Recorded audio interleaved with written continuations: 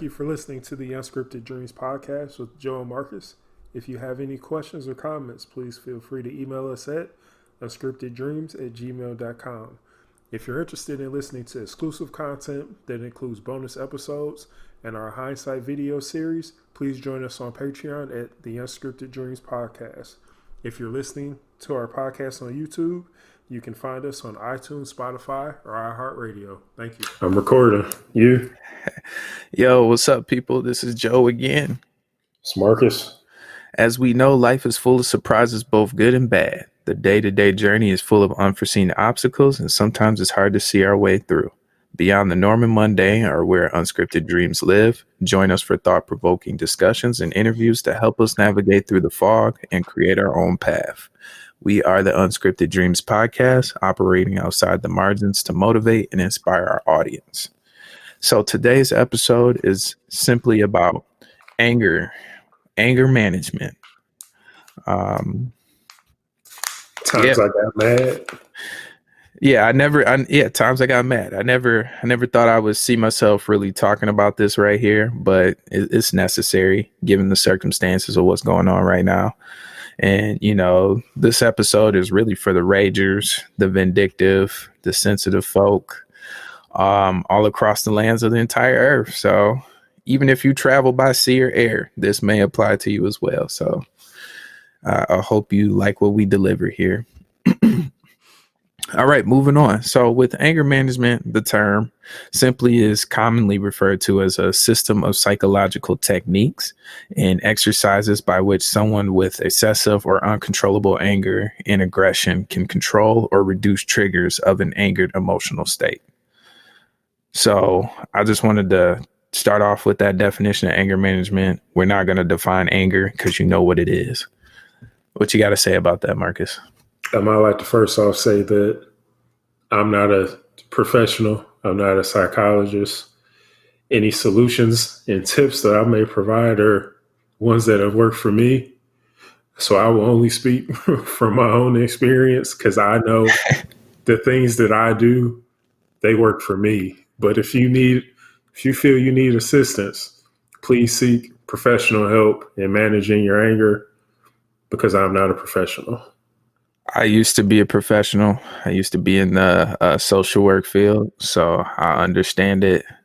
That's really didn't stop me from doing what I want to do anyways. But you know, that's just part of being a human, man. So, I give it a shot as far as giving you as much knowledge as I can. But I just also want to remind you that I'm no longer in that field. So, yeah. All right. Well, I just want to kind of start off and, you know, really go into, you know, I think this kind of ties back into EQ, knowing where you're at as far as, you know, where you fall on the anger scale, which I'll get into later this episode. But, you know, just, you know, holding yourself accountable and knowing where you're at when you're angry and knowing the type of behaviors that you engage in when you're angry as well, and being able to kind of process that when it's happening, because sometimes that's tough. It's tough to do. So with that being said, Marcus, how is your anger management? Like, give us a play or an idea or example of how you deal with anger management if you can. Isolation. Isolation is the key. For me, but it's also, you know, like I said, it's also acknowledging where I'm at on the scale. So you give yourself timeouts. Is that what you're saying? Yeah, that's exactly what I'm saying. And I'll tell you, like I'll tell you, sometimes, like you know, if I'm having a bad day and I'm feeling like, you know, like maybe I shouldn't engage with people today, or maybe I shouldn't, you know, be around a lot of people, you know, or things like that. Because people, like, you're in a bad mood, like you pass that stuff along, and you don't want to, like, I don't want to go passing my bad mood out to other people. You know, that's for me. You know, I got to deal with that on my own. I don't need to spread that to other people. But I know, you know, misery loves company. But I prefer not to spread my issues on to other people. So I said for me, it's really just isolation. Like if I'm not feeling it, and I don't, it's not if it's not necessary that I leave the house, then I'll stay at home, and just kind of do my own thing till I get my mind right, and then when I'm good to go, I'm back out there. Well, do you ever consider that sometimes with you isolating yourself, even though that's important because you got to get yourself right? Do you realize some of the damage or how you impact others by just simply isolating yourself? No, I don't. I tell you why. Because if people know me, I mean, all the people that know me, you know, you know, like I come around sometimes I'm, not available, but most people, you just wouldn't even know just because of how I, carry myself. So it's not, I think, like if I'm in a bad mood and I have a friend that needs me, like I'm available. But if I'm not, like if I'm in a bad mood, I'm not going out of my way to interact with people. Like I'm not seeking interaction with people until I fix whatever issue that I'm working on. Because I'm not trying to spread that to anybody else. So I'm really being considerate to others, in my opinion. I hear you, man. I definitely hear you, man. With me, as far as dealing with anger, man, I got different levels of anger. First and foremost, it takes a lot for me to really get pissed off or upset. So if you know me, I'm the type of person where, even if I was mad about something, I'm probably not going to even give it two thoughts within the next few hours. I'll probably move on to something different. And I'm just a naturally forgiving person. I don't forget because I'll definitely say some smart aleck shit or some smart things and probably throw some jabs, but Yes. it's all in fun though, like I'm just letting you know that I'm over the situation when I poke fun and stuff. So me and like super sensitive people definitely clash just because I might be over something, but my sarcasm may start it back up, so to speak. So, over time or over the years, I realized that I still screw up in that aspect too. Like if you annoy me, I'll definitely say something annoying back, just to kind of be like, basically beware of the dog type of thing. Because I'm one of those type of people where you don't want to get upset. Because when I'm mad, I'm like super mad. And it really does take a lot for me to get upset. But if you're annoying me, I'll definitely, the person I'll let you know, like, hey, bro, like, back up. Yeah. Well, because I mean, it's important to know like your levels of anger or how they build up inside of you. And when I go through the anger scale later on, you'll kind of see like where you give you an idea of where you kind of sit at on the regular and how it can kind of escalate if you're not aware of what's going on. Or, I mean, somebody could just, I mean, you never know. Like whenever you expose yourself to the world, whenever you leave the house, you're exposed to all the randomness that people provide. And I So, live for that. I'm one of those people. I love being spontaneous and random. So sometimes unintentionally, I do piss people off.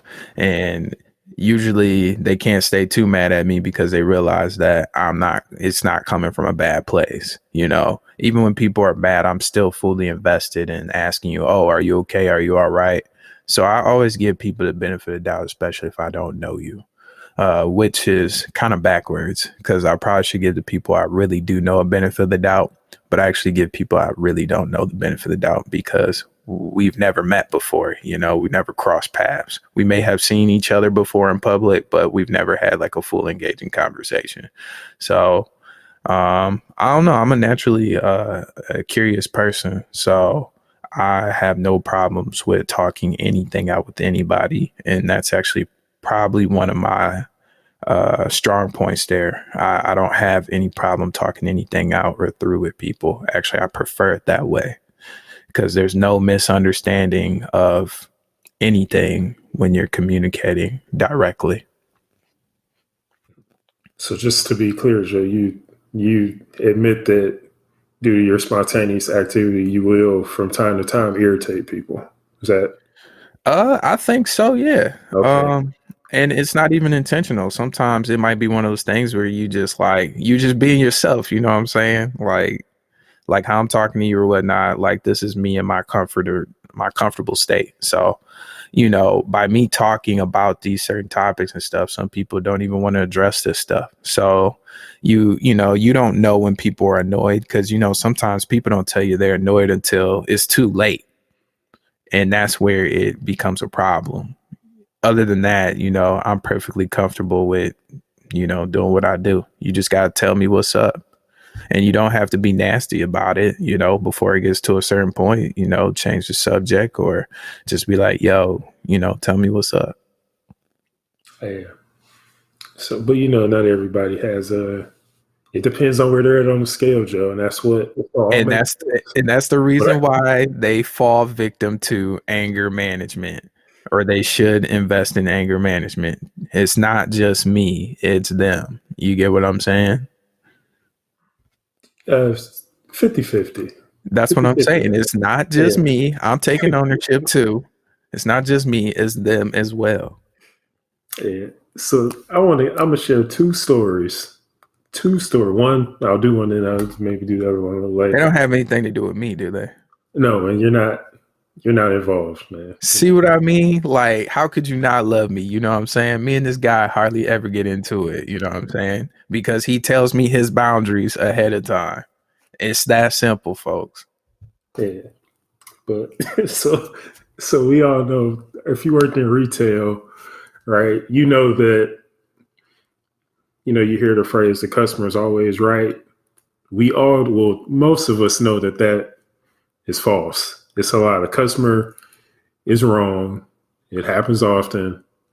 There's just good customers and bad customers, but I mean, you got to understand who pays the bills, and it is what it is. But in retail, what you'll have is, and I've had experiences where people who have, experience in just retail, just in, customer service, they know that if you escalate an issue, if you say, oh, I'm going to go tell the manager or something, like the employee might panic or something like that, and it's, people take advantage of that. And that's why even though you hear the customer's always right, like we know that the customer is wrong sometimes and they just push their limit. But I mean, that's just part of the business. So anyway, back in college, I was working I used to work at Kmart. And, every once in a while, somebody will come in, they'll try to test you or take advantage of you. And then I had a day, I don't know what was going on because I was in school for a long time, like I said, which will tie into my other story.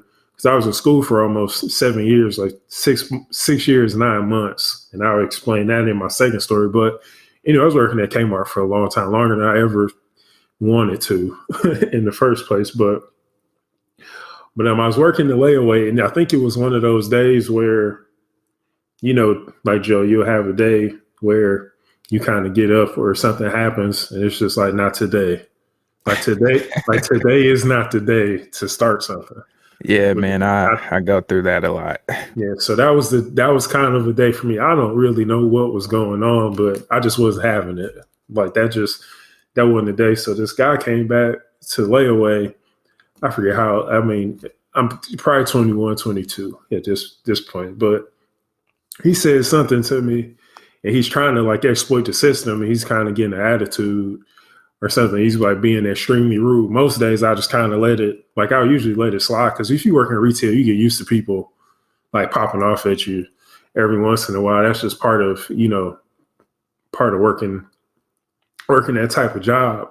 But this was the day where I had enough. And he just kind of picked the wrong day to try to be rude and get out of pocket with me. So I kind of looked at him. I leaned over the counter, and he tried to get in my face, and I got in his face, and I let him know that whatever he was I forget what he was trying to do, but he was trying to exploit something. But I kind of let him know. I was like, you can say whatever you want to say, but this isn't going to go the way you think it's going to go. And I was like, if you have a problem, go up to the front and tell customer service. And I was like, you can tell them exactly what I told you. He just looked real scared after I said that to him. But I think at that point, I know I didn't handle that the way I should have handled it. But like You sometimes sick. that stuff happens, You sick of you his know. shit, man. No, there's no way around it. I'm So, sick of your shit, and that's what happened. so then he left, and then I was waiting for like a manager to come back and talk to me or say something to me, but he was out of pocket, man. I had to check him on it. Uh, and that's rare. That's something you rarely with anybody really see me do. You have to like do something really like out of pocket for me to respond like that. But he didn't say anything because he was wrong. So he just walked out of the store, and I never heard anything about it. And that just reaffirmed that that guy knew he was in the wrong, and he just wasn't expecting me to check him like that. So, would you openly admit that that was what we would call a suppressed anger over time? Yeah, probably. I was probably mad at something. Probably had some other stuff going on. Okay, so It bled over. So yeah, well, with the dangers of suppressed anger, if you don't deal with your anger, it could obviously lead to anxiety, depression, you name it. And it can definitely disrupt your relationships, and, run up the risk of illness as well from a mental and physical standpoint. So the idea is not to have it go long term, but, that's just the regular cycle of life. You got to deal with suppressed anger. Everyone has it. And we all know that it causes heart problems, headaches, skin disorders, digestive issues. What I'm saying? Unchecked anger can also be linked to crime, abuse, and other violent activity, man. So, it could even be associated with a mood disorder or personality disorder or mental health. So, you always got to keep that suppressed anger in check. Like, the one thing that people don't realize is it's okay to be mad sometimes, man. That's the one thing that I think people need to realize about life in general. And I'm coming to terms with it's okay to be mad. It's okay to have anger. You wouldn't be human if you didn't. All right, we can we could move on, man, but I just wanted to make sure, make a point there. Like, it's okay to be mad, but it's not okay to be mad and do something vindictive or, something that's going to cause harm. It's got to be some type of level of balance there. It's okay to be pissed off, but you got to be able to control that. You're responsible for your anger, not somebody else. Yeah, you do have to manage it. That's important. So one thing that I see people get upset, kind of upset about is like just working. Like I know I've gotten upset.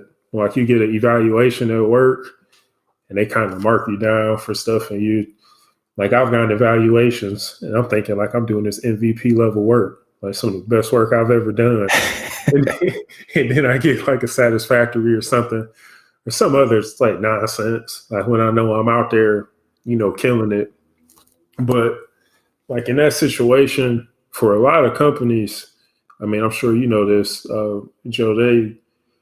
They kind of intentionally score you lower on an evaluation. Yeah, they do that so you don't go anywhere. That's a whole corporate game right there. Yeah. So I mean, that's something that's important to just understand that that's all a game right there. They do it to justify not giving you a raise or, giving you something to work towards.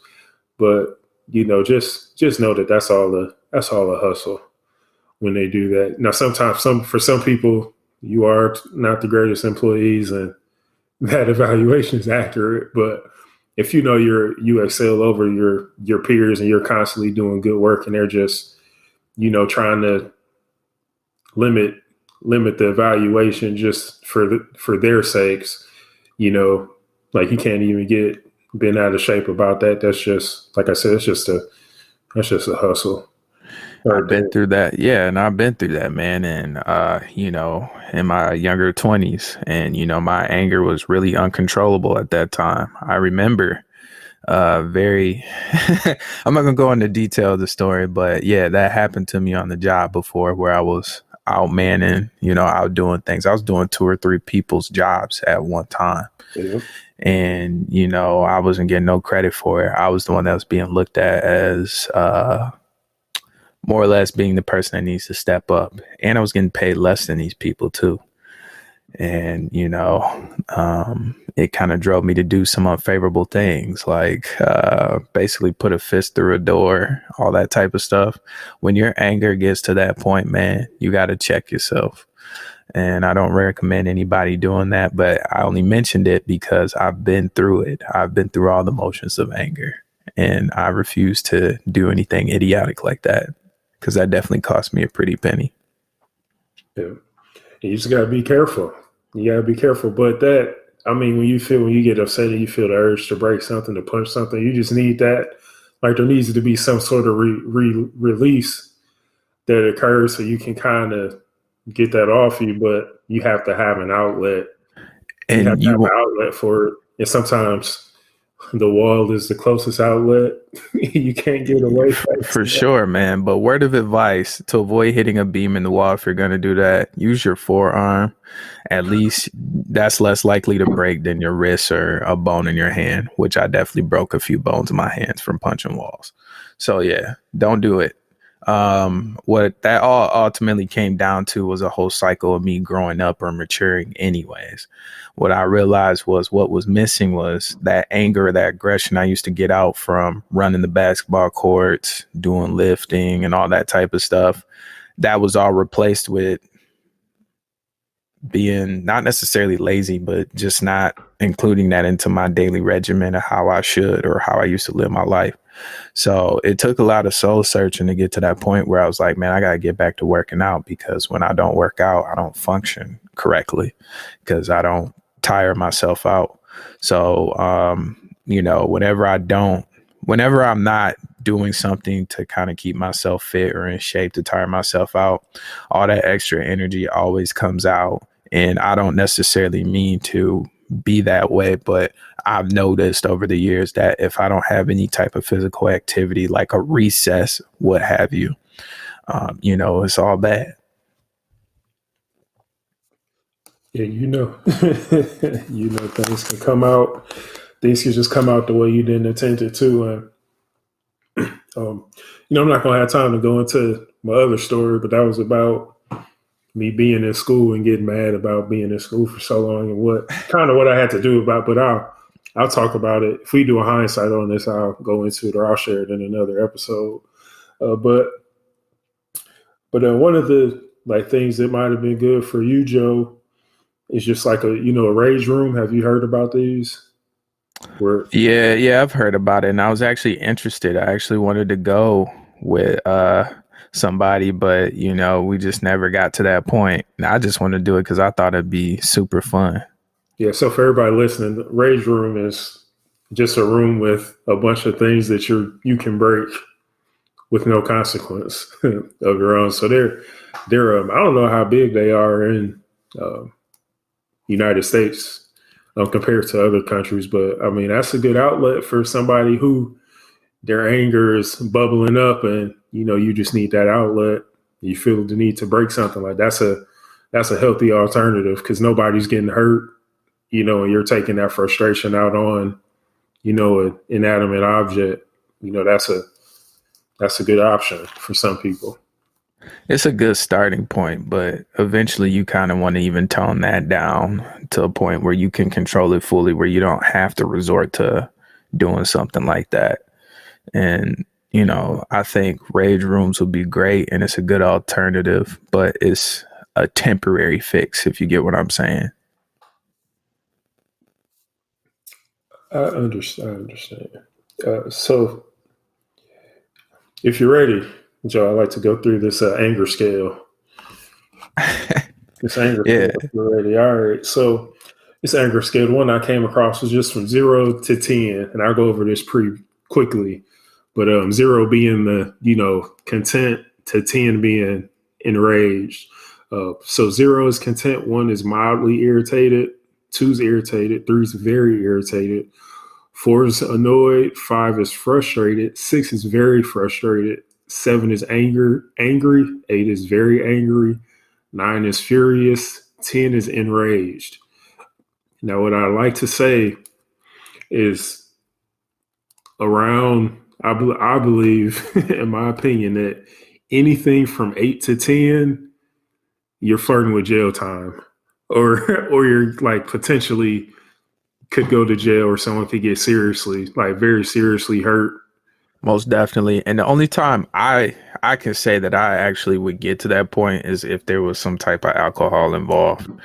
And that's one of the main reasons why I don't even drink that much anymore, because of that. Yeah. So I mean, it's just important to know like where you're on the scale. Like, 'cause some days, depending on where you're at, like you might not be starting at a 0. You might be at like a 3 or a 4. You might wake up and know it, and you're like almost halfway up the scale at that point. And then depending on anybody could say anything to you, and you just go off. Yep. And then what happens if an angry, like someone that's a 7 runs into another 7? Like what happens when that happens, because you got two people that are irritated for reasons that are unrelated, but then maybe they butt heads or they're driving, like one person cuts the other off. And the only reason they cut you off is because they're angry. And then the only reason you're upset about it is because you're angry. And then that turns into like a altercation on the road or something like crazy like that, where something like it turns into a situation where the little things that wouldn't bother you turn out to be something major, Yeah. So that's why it's important just to know like where you're at. Like if I'm even like any like that 8, 9, and 10 on that scale, that's the Hulk. At that point, that's where I feel like that is for me. And I don't want to be, if I'm feeling like that, I don't want to be near anybody, because I need to get myself to a situation, like to a place where, I'm not even in a place where anybody could, be harmed, or you could do harm to, somebody else. Like it's important to know where you're at, and it's important to know what's gonna calm you down too. But I think that scale, like if you have time to look at it, it'll let you know, like it kind of has the thoughts, like the thoughts and feelings that somebody would have, and like how your body changes from like being relaxed to being short of breath. Your blood pressure rises, like your heartbeat increases, and you start clenching your jaw. Now everybody's got upset, and you start to clench your jaw or something like that. It's kind of, and when you're in the moment, you're not processing all this is happening. But if you are interested in having the awareness and really taking control, might be something just to take a look at. Do a quick search, it'll pop up. But that's all I have for that. Just wanted to go over that scale. Nah, man, that's important. People need to hear that. But that's it. As we're running on time, I didn't want to say anything more trying to tell this story, but I guess the one takeaway, if you get up and you're just not feeling it, like if you feel like you're not feeling it today, then whatever things that if you have to go to work, you have to go to work. But if you're involving yourself in activities that aren't mandatory and they'll increase your anger, increase your stress, like you should, if those activities are optional, like you have to make a decision that's best for yourself and, best for, the people that will be around you. That's all I have. Good, man. I'm glad you said all that, man. I'm just going to give them a few bulleted points on how you can manage your anger. So the first bullet would be, although expressing anger is better than keeping it in, there's a right way to do it. There's always a right way to do it. So try to express yourself clearly and calmly. Angry outbursts are stressful to your nervous and cardiovascular systems and can make health problems worse. That's why people always talk about their blood pressure going up and all that type of stuff. The next one would be, consider the value of physical activity. Like I mentioned before, exercising is key for me. So find some kind of outlet that helps you relieve that tension and anger. Next one would be, if you have trouble realizing when you are having angry thoughts, keep a written log of when you're angry. I guarantee you every time you're angry is a pattern. It always is. Everything you do is a pattern. So figure it out before somebody else figures you out and plays on your emotions. Try to gain a different perspective by putting yourself in another person's shoes.